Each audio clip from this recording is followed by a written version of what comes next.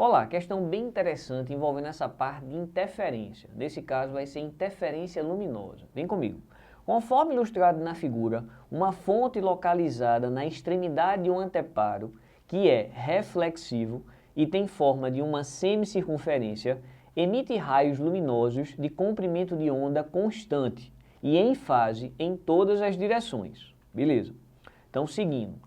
Para cada ponto da semicircunferência, considere apenas o efeito da interferência de uma única reflexão, como exemplo na figura. E considere que nessa reflexão o raio sofra uma inversão de fase. Sabendo que a razão entre o raio da semicircunferência e o comprimento de onda é 30, o número n de máximos locais de interferência que serão observados nesse anteparo é tal que esse n é menor do que 5, entre 5 e 12. Lembrando que esse n aqui representa um número de quê? De máximos. Para fornecer um máximo, a gente lembra que a interferência precisa ser construtiva. A gente tem uma formulazinha muito, vamos dizer assim, de praxe nesses conteúdos de interferência, que é o ΔD igual a n lambda sobre 2. Quando esse n aqui for par, vai ser um determinado tipo de interferência. E quando esse n aqui for ímpar, vai ser um outro tipo de interferência. Na prática, foi dito aqui que essas ondas elas estão em fase. Mas quando ocorre essa reflexão, vai ocorrer a inversão de fase. Então, na prática, a gente tem que usar a regra dessa formulazinha de oposição de fase, já que houve a inversão de fase na reflexão. Então, esse n aqui vai gerar, quando esse n for par, vai gerar uma interferência destrutiva quando a gente usa essa condição de oposição de fase. E quando esse n for ímpar, vai gerar uma interferência construtiva. Então, no nosso caso, nós queremos máximos, então a interferência tem que ser destrutivas. Então, eu quero descobrir esse n. Esse n vai ser ímpar, mas que número é ele? 3, 5, 7, 9? Então, a gente precisa descobrir o maior valor de n. O maior valor de n vai ocorrer na seguinte situação. Esse era vamos dizer assim, um grande lance para a gente resolver a questão de forma, vamos dizer assim, simplificada. Sacar que o maior n, ele tem que ocorrer justamente nessa posição aqui, deixa eu te mostrar.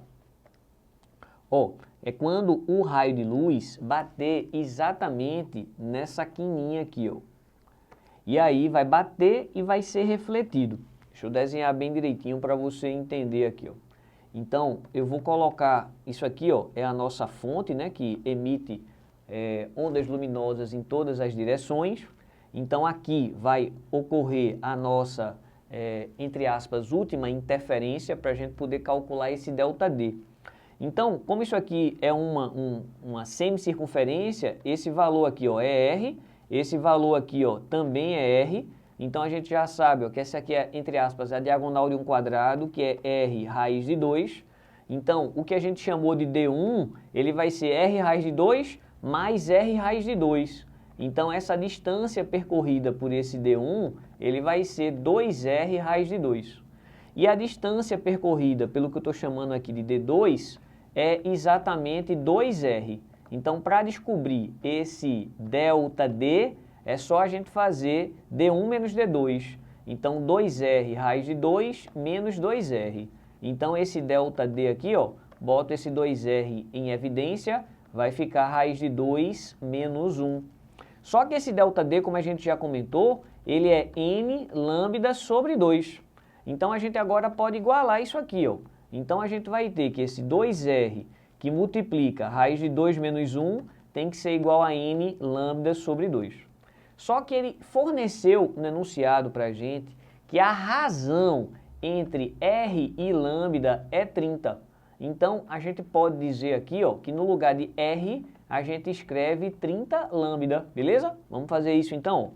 Então, vem para cá, no lugar de R, eu coloco 30 lambdas, beleza. Raiz de 2 menos 1, n lambda sobre 2.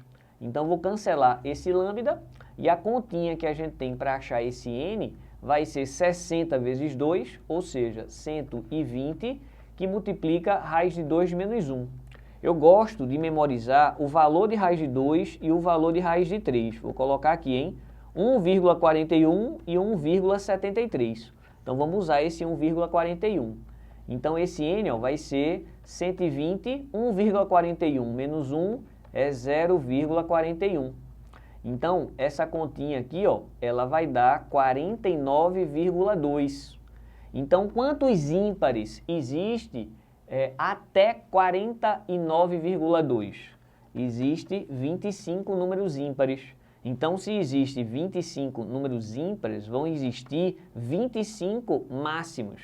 Então, dessa maneira, a gente tem aqui ó, a alternativa, se n tem que ser 25, né? Então, a gente tem a nossa letra D, beleza? Valeu, hein?